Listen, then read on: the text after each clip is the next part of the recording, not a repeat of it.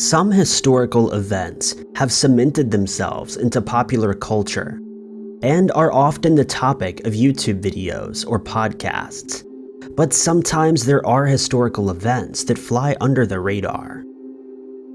Number 5. According to a 2017 study, Shintoism and Buddhism are the two most popular religions in Japan, with 70% of its population adhering to Shinto teachings and 69% adhering to Buddhist teachings. But did you know that this could have been very different? In modern times, only 1% of Japan considered themselves Christian. However, in the 1600s, Christian missionaries made a huge breakthrough.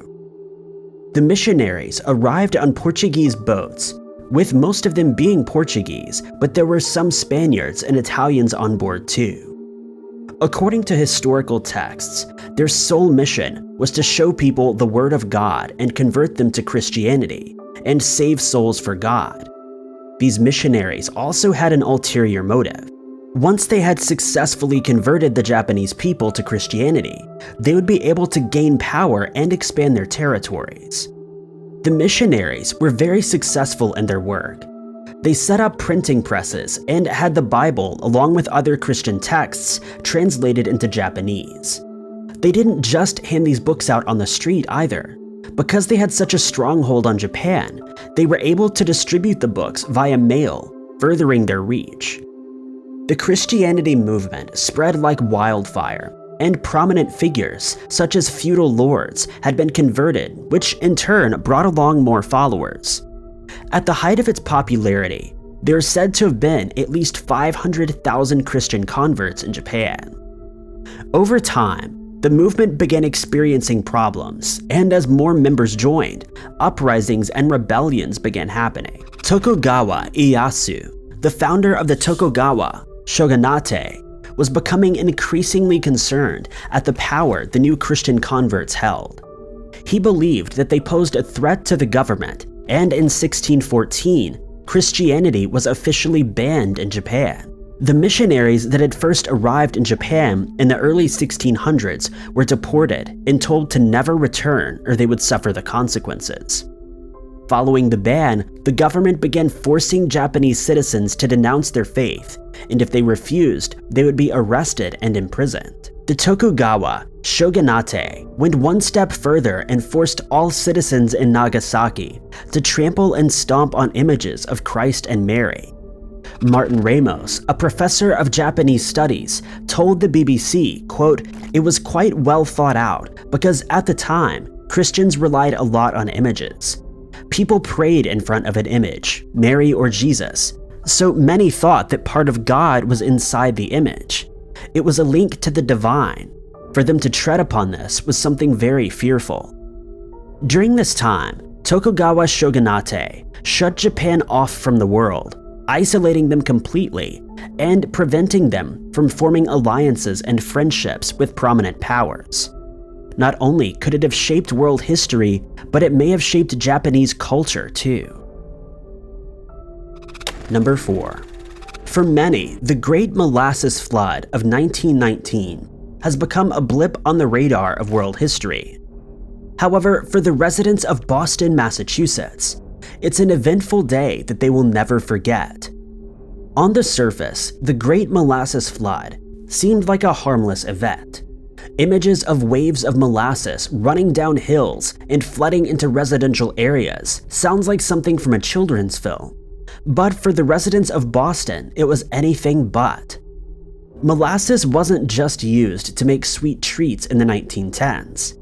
Companies had figured out that it could be distilled into alcohol and make ammunition and dynamite.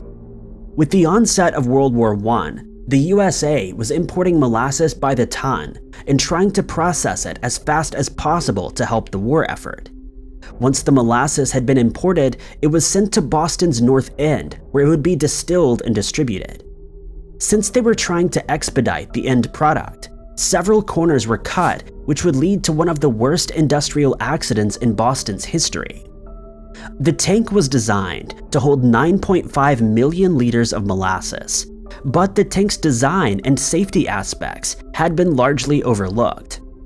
The tank was constructed hastily to speed up production, and as a result, molasses would leak from the sides and workers would complain that the tank was making a loud rumbling sound. Their reports were ignored, and the USIA, who were overseeing the Boston site, continued as normal. That was until July 15, 1919. At around 1 p.m., the residents of Boston's North End realized that something was very wrong. According to the Boston Post, residents heard a rumble, a hiss, a boom, and a swish, and the wave of molasses came sweeping out. The poorly constructed tank that stood 15 meters high and 27 meters wide had finally given way, sending a wave of molasses cascading throughout Boston's North End. The Boston Post reported that the wave was 15 feet high, 160 feet wide, and traveled at 35 miles per hour, swallowing up anything in its path. People, horses, and homes were obliterated by the gigantic wave of molasses, and there was little anyone could do to stop it. Martin Clougherty, a resident of Boston's North End, told the Boston Globe, quote, "I was in bed on the 3rd floor of my house when I heard a deep rumble. When I awoke, it was in several feet of molasses." Firefighters and police officers scrambled to the scene, trying to make sense of what had happened and rescue any survivors. Once the initial chaos had died down, it was concluded that 21 people lost their lives, and a further 150 had been injured. An inquiry into the flood found that the tank had been made from nothing more than curved steel plates held together by rivets. The inquiry also found that the tank had not undergone testing. Instead, the USIA had filled it with water and deemed it safe. The Great Molasses Flood of 1919 remains an obscure historical event with a dark side to it. Number 3. Running a marathon is no easy feat, and it's a challenge that many people set themselves to every year. But in 1904, runners were met with a different kind of challenge. There was a great buzz in St. Louis in 1904. They'd been selected to host the first ever American Olympics, and residents were waiting for their chance to catch a glimpse at some of the world's finest athletes. From the get-go, the Olympics had been somewhat of a disaster. St. Louis was also holding the World's Fair that year, and had failed to manage their resources adequately. While many of the events were filled with controversy, the marathon quickly became the center of attention, not for its display of endurance, but as an example of what not to do. The marathon was touted as the signal event and was held in an homage to ancient Greece and the origins of the Olympics. On the day that the marathon was held, the weather was a sweltering 32 degrees Celsius, and despite pleas from experts and doctors, the race went ahead. The competitors were forced to run in the extreme heat and on dusty, unpaved roads. As they ran, large clouds of dust formed, getting into their eyes and mouths, causing runners to choke. The conditions were made worse for competitors as there was only one water station for the entire race.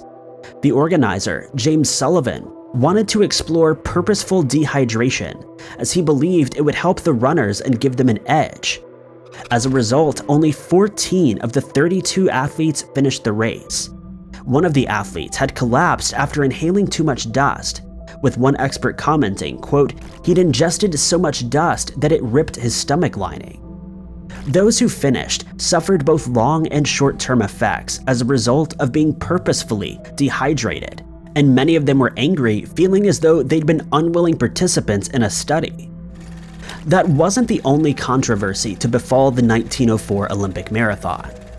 After the race was finished, it was revealed that the winner, an American, had ridden in a car for 11 miles of the race after he suffered from cramps. It was also revealed that one athlete lost 8 pounds during the race due to severe hydration, and despite these findings, the practice of restricting water continued at other Olympic Games.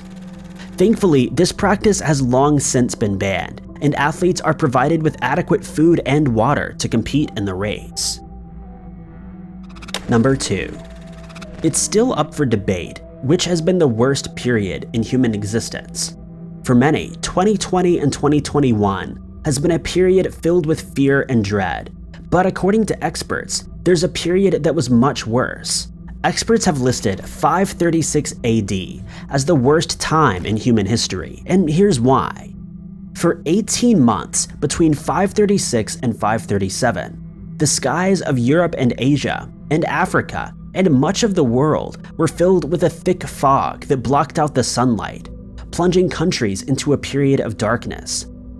A historical text written by a man in Syria read, quote, "The sun became dark, and its darkness lasted for 1.5 years. Each day it shone for about 4 hours, and still this light was only a feeble shadow. The fruits did not ripen, and the wine tasted like sour grapes."